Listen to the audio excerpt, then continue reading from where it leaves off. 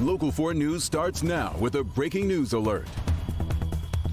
Breaking news in the sexual harassment scandal that has rocked Michigan State University. Suspended MSU football coach Mel Tucker now responding to those claims. Through his attorney, he has released this two-page statement that details his timeline of events over the last 2 years. It tops our news tonight at 6. Good to have you with us. I'm Devin Skillian. Good evening. I'm Karen Drew in for Kimberly Gill tonight. Sean Lay has been reading through that statement since we received it about 2 hours ago. Sean, there is a lot of information that he shares in that statement. And now, Karen and Devin, a brand new statement from the university interim president here, Teresa Woodruff. We've been here trying to dig, asking this question all day long.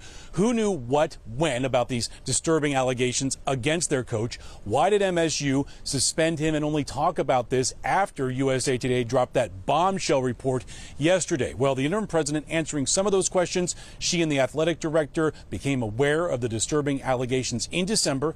A Title IX investigation took about 8 to 9 months, got in their hands July 25th, full of information. However, the next step, to be fair, she says, has to be a hearing that has not been held as of yet.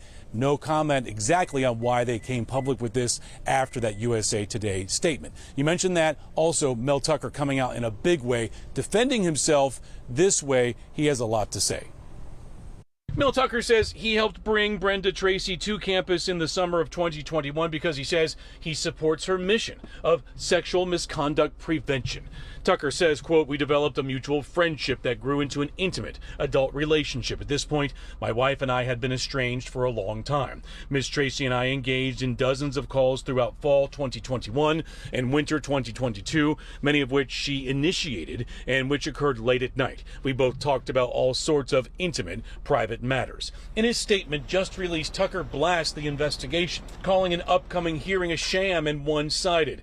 Tucker makes a point to reveal how he gave Tracy gifts and how she accepted. Quote, "Ms. Tracy admitted requesting and accepting my gift of expensive athletic shoes, a $200 Venmo payment, and a personal contribution to her nonprofit.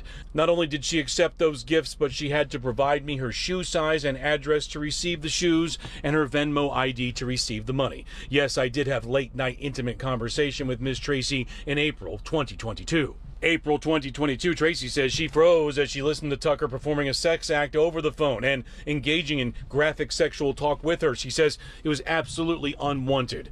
Tucker says, quote, "She initiated the discussion that night, sent me a provocative picture of the two of us together, suggested what she may look like without clothes, and never once during the 36 minutes did she object in any manner, much less hang up the phone."